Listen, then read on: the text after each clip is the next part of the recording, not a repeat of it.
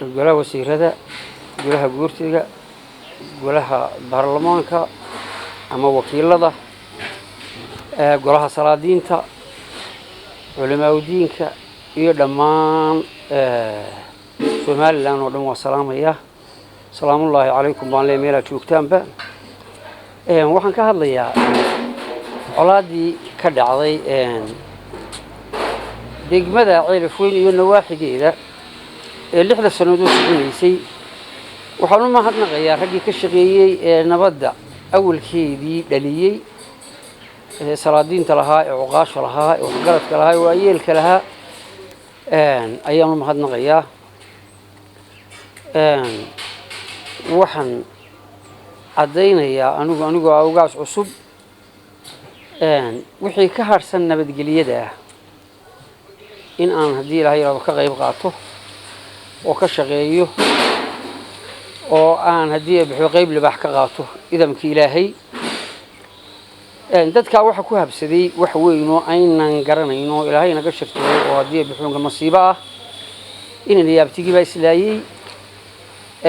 dadku wuxuu u batay gacan ku dhiigli iyo qalbi ku dhiigli iyo maskax ku dhiigli iyo maan ku dhiigli iyo jeeb ku dhiigli iyo wax la mid ah. dad haddii bixunkeedii leeyahay wada dhashay oo xidida oo xigaala oo rixima oo qaraaba ah oo jaara oo haddii bixunkeedii isku ilaaday bay ahaayeen ay musiibo ku habsatay. waa ka tacsiyadeynaya ibliiska isku diray iyo hawshaasi sida ay u dhacday. lama arag caalamka tii halkaa ka dhacday oo kale waxay ahayd mid fool xun. raggii ka shaqeeyay ee runtii lillaahidii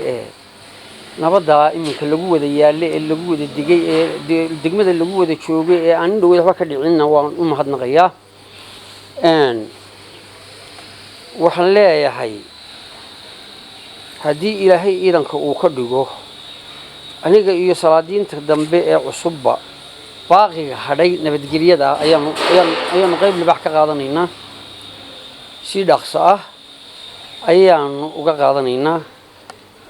dawladda 6 sanadood dawladdii hore ee kulmiyay Axmed Maxamed Masiilaanyo iyo dawladdan dambe ee Muuse Biixi labaduba runtii way ka shaqeeyeen naf iyo maalba way geliyeen. waxa weeyaan ilaa iyo 6 sanadood baa la isaga daba noqonayay meesha. waxa ku baxay qarshiyada ku baxday iyo tacabka ku baxay iyo salaadiinta iyo culimada iyo diya bixunka militariga iyo booliska iyo waa la ogaa dhibaatada halka ka dhacday. marka waan u mahadnaqayaa dawladdii hore ee dawladdaha kulmiyay isaga dambeeyay Muuse Biixi Cabdi iyo Axmed Maxamed Siilaanyo labadaba waan u mahadnaqayaa. maantana waxaan doonaynaa in ay nagala shaqeeyaan nabadgelyada oo ay nagu garab siiyaan oo iminka bal dhacdada ugu dambeysay ee ka dhacday meesha la yiraahdo Ceeriyaan niman baa lagu laayay wax Ilaahay hadda isaga yimid ma jiraan. nimankii la adeey baa la doonayay in niman kale lagu daro in si degdeg ah wax looga qabto waayo loo diro oo guursi loo diro oo haddii bixuna la shaqeeyo oo aan waxna laga qabto oo dawladdu garab naga siiso ayaanu doonaynaa. wixii hore ee garabkii hore ay nasiisayna waa uga mahadnaqaynaa. waxaan leeyahay dadka halkaa ku nool ee walaalaha ay isdhalay ee xigtada ah xididka ah ee riximka ah ee qaraaba ah ee qoyska ah ee jaarka ah ee ibliis ku dhex shaqeeyay nin baa beri gabiyay oo reer Burca aan u malaynayo inuu ahaa wuxuu yiri maqshir iyo sanaag waxa ka dhacay lama maleeyaane shaydaan maroola isku diray ma hurtadoodii ee military ibliis iyo jimba toos u maamulay buu yiri. waxa weeye dhibaatadaasi mid waa la wada ogaa waa laga dheregsanaa. 5 gobol ee wadanka ay gobolka mooyay ayaa la isaga imanayay laga tagayay. waxa weeye waxaad moodaa gobolkaasi iyo degmadaasi inay rag laadahay. waa degmo wada sujuudi ku wada taalo oo diya bixin wada tukanaya marka xabadi dhacdona kala yaacayo oo labada meelood u kala safanaya.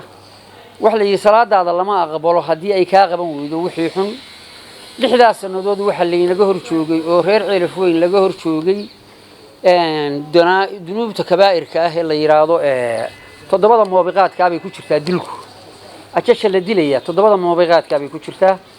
moobiqaad baa laynagala baxaadigay iyo salaadiin iyo culimo iyo wasiiro iyo guurti iyo xildhibaano iyo madaxweyne iyo cid waliba laynaga qayaa waxaan leeyahay waxa aan ka kaaftoono aan soo noqono inanka galbeed jooga waxa isu dul saaran miiskii iyo kombiyuutarkii iyo TV-gii iyo buuggii iyo professorkii inanka jooga barina waxa qori baa loo dhiibaayo uu ku dagaalamayo abtigii buu ku dilaa waxaan leeyahay aan fikirno maskaxda aan ka shaqaysiino iyo madaxa iyo hadii bamaankeenna taasaasan kaga gudbiyaa takala waxaan leeyahay meel aan adigoo aan xabiisan xabad kiniina oo paracetamol iyo xabad kaarshabina iyo xabad antibiyootiga iyo dhiig joojin midna in ay isdishaan oo hadana galbeed la soo qabataan dhaawiciina waa foolxumo weyn in caqligu ha shaqeeyo maskaxdu ha shaqeyso waxaan leeyahay dawladda waa ku mahadsantihiin qaboojinta iyo ka shaqeynta baaqigana waxaanu doonaynaa inaan nagala shaqeysaan haddii ilaahay idanka ka dhigo taa intaasaan kaga baxayaa ta kale waxaan u gudbiyaa kelmad baan oranayaa boqor cusmaan aw maxamuud buurmadow boqor cusmaan waxaan leeyahay in adeerow horta dee boqor baa tahay hawl baa jirto oo kulli carabkaaga iyo meel badan buu gaadhay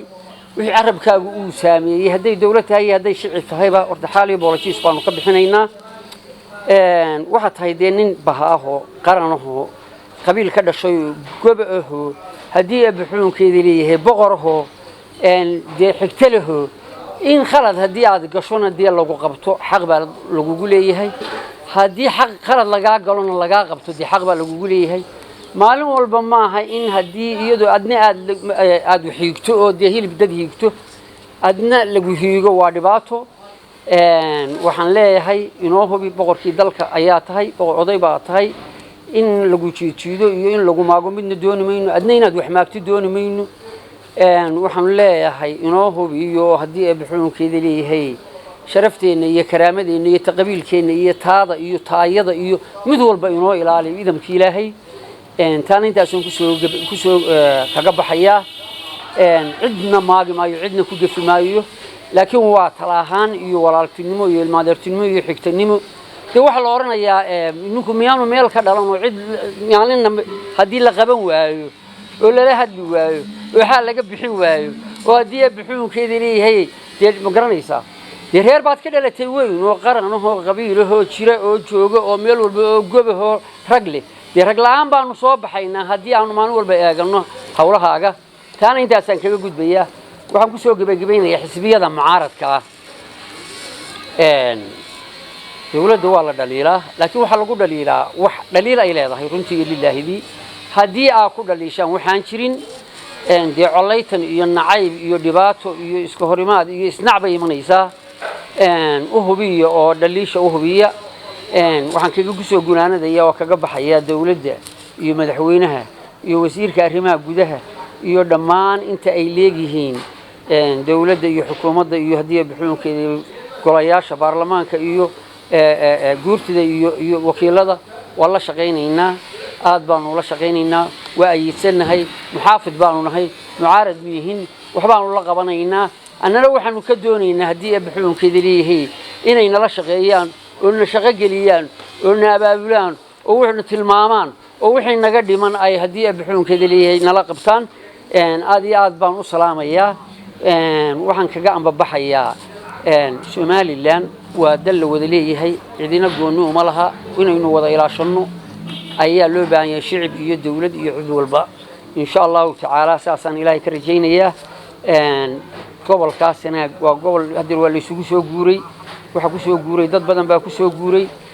biyuu u baahan yahay kala ilaalin buu u baahan yahay nabadgelyo u baahan yahay boolis buu u baahan yahay ka warhayn buu u baahan yahay puntland baa ku soo guurtay hawd baa lagaga guuray biyo la-aan baa ka jirta waxaan leeyahay bal dawladdu ayana ishaada ku eegto la socoto suldaanka cusub ee cawil faatax shire waan salaamayaa insha allahu tacaala wada shaqayn wanaagsan baan ka rajaynayaa waa suldaan nabadeed waa suldaan diin badan waa suldaan cilmi leh waa suldaan wax hogaamin kara waa suldaan nabadda aan aaminsanahay inuu wax nagala qabto oo uu nala shaqeeyo idamka ilaahay waynu ku guulaysanaynaa inta hadhay suldaan cawil iyo suldaamada kale ee cusub iyo dhammaan dadweynaha waa ku guulaysanaynaa dawladuna gacan naga siiso sidii ay markii horeba nooga siin jirtay aad iyo aad baan idin salaamayaa wasalaamu calaykum waraxmatullaahi wabarakaatu wabilaahi tawfiiq